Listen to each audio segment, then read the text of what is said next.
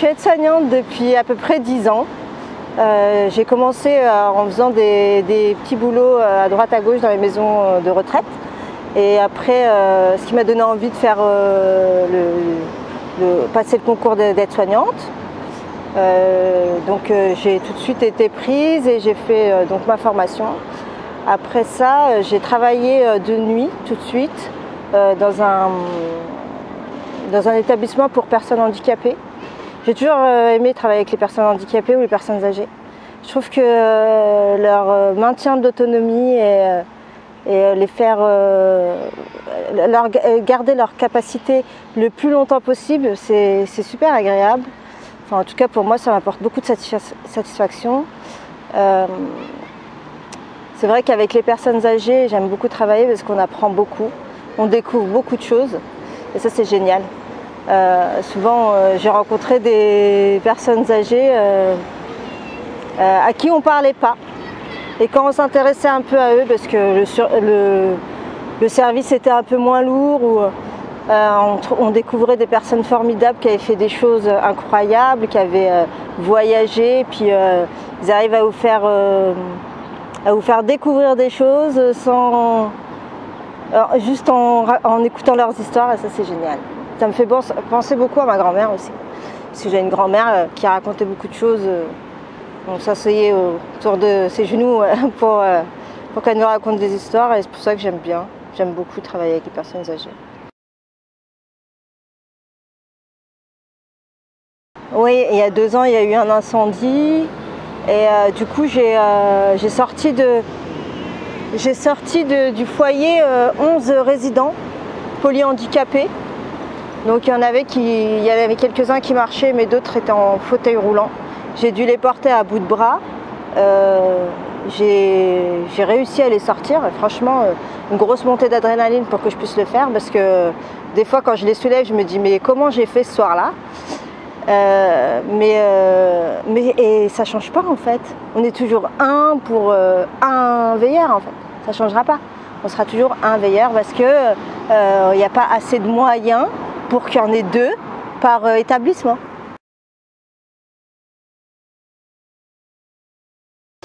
Bah, j'ai rien géré du tout, hein, parce que franchement ma vie personnelle, j'ai beaucoup mis de côté. J'ai veillé à ce que mes enfants ne manquent de rien.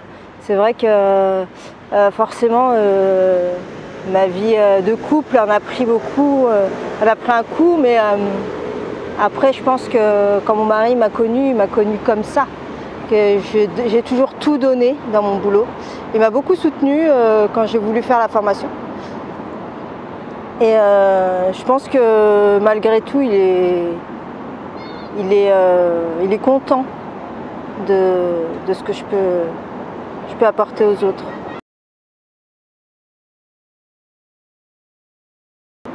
Sur l'humain. Je pense que ce métier-là, en fait, c'est beaucoup de cœur. Quand on nous dit de mettre des barrières, en parlant de barrières, c'est bien.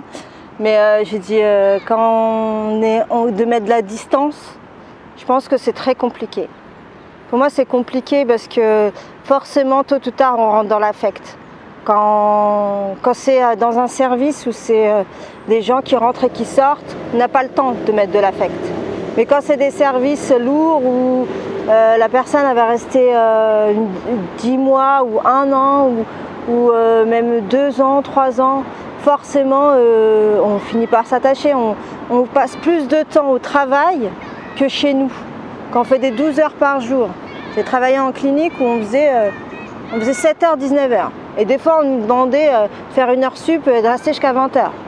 Je passais plus de temps au travail que chez moi. Quand je rentrais chez moi, je voyais mes enfants quelques heures et encore 1 heure ou 2 parce qu'il fallait qu'ils aillent se coucher. Et puis le matin, quand ils se levaient, j'étais déjà plus là. Donc, ben ouais, je pense qu'on le cherche aussi un petit peu parce que on n'a pas l'affection, on n'a pas la possibilité d'avoir l'affection de nos proches. Donc je pense que forcément on le crée avec quelqu'un d'autre. Et souvent les résidents, c'est autant bénéfique pour eux que pour nous. qui m'énerve, c'est vraiment la façon de faire.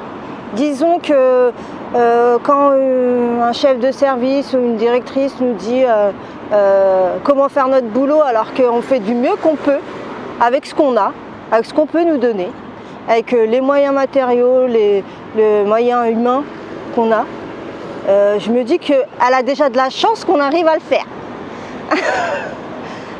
Maintenant, après la chef de service, je sais qu'elle dépend elle-même de la directrice, qui dépend de l'ARS, mais au bout d'un moment, on ne peut pas toujours tirer sur la corde, nous demander d'enlever des congés ou de faire des heures. Là, pendant le confinement, on a dû faire des 40 heures par semaine, ou 40, ouais, même des fois 45, 46 heures par semaine. Je trouve que c'est quand même exagéré. C'est demander trop à juste à un être humain. On reste humain, on a besoin de sommeil, on a besoin de... J'avoue que moi j'ai une capacité quand même assez... Je suis assez résistante, mais ça n'empêche que je suis quand même un être humain. Donc au bout d'un moment, même si mon cerveau il pousse, mon corps il va plus suivre. Il y a eu quelques changements. Il y a eu quelques changements parce qu'il y a eu, à la fin du confinement, il y a eu un peu plus de moyens pour le matériel. Mais ça n'empêche qu'ils ne sont pas assez. Non, c'est toujours insuffisant. Nos salaires ne bougent pas. La prime, c'est que si vous n'avez pas été malade.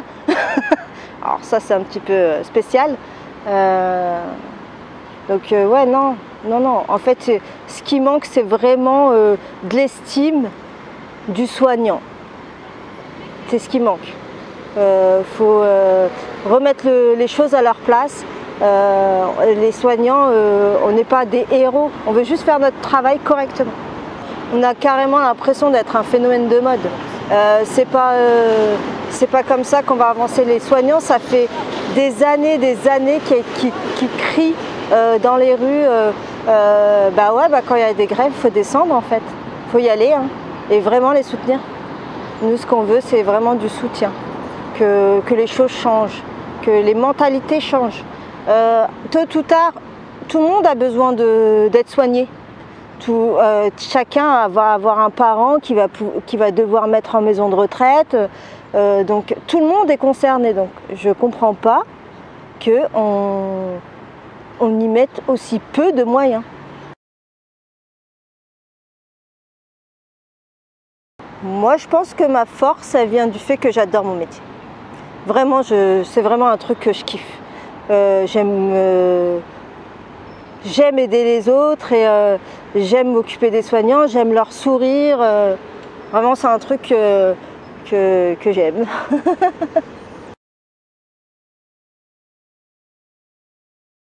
Je pense que moi, vous savez, j'ai passé le premier concours d'infirmière que j'avais pas eu à 18 ans.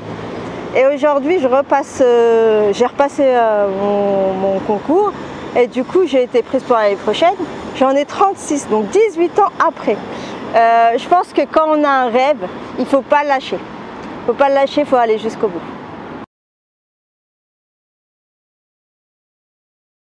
Ah oui, des anecdotes, il y en a plein. Moi, il y a un résident qui est décédé l'année dernière, avec qui est né un jour avant moi, parce que moi je suis du 6 juin et lui il est du 5, enfin il était du 5. Et c'est vrai que tous les soirs on se posait devant la télé et puis il me racontait plein de choses. Et malgré son handicap mental, il savait tellement de choses que j'apprenais tous les jours avec lui. Mais vraiment, il sortait des choses de l'histoire, et il connaissait tous les personnages, tous les people à la télé, connaissait leur nom, leur vie. Et moi, j'étais tout le temps subjuguée par lui. Et franchement, j'ai passé de très bons moments avec lui.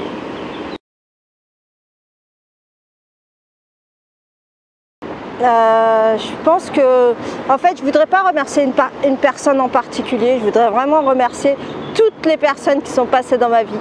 parce que chacune d'elles m'a appris quelque chose. Je pense que dans la vie c'est comme un train.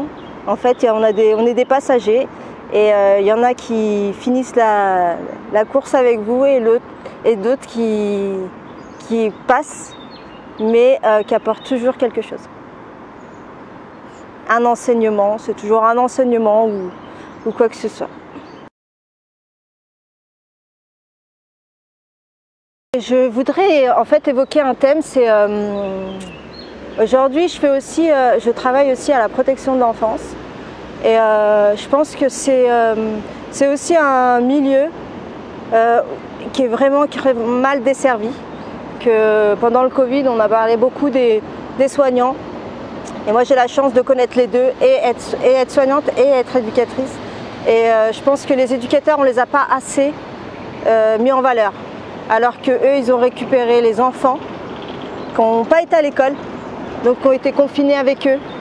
Ils ont pris des risques d'attraper le Covid, ils ont pris des risques de le ramener chez eux et on n'en a pas du tout parlé. Enfin, on en a très très peu parlé, j'en ai entendu sur quelques chaînes de radio, mais vraiment ça a été une goutte d'eau par rapport à ce qu'ils ont vécu. Je pense que c'est vrai que c'est nécessaire d'en parler. Les éducateurs spécialisés, il faut les mettre en valeur.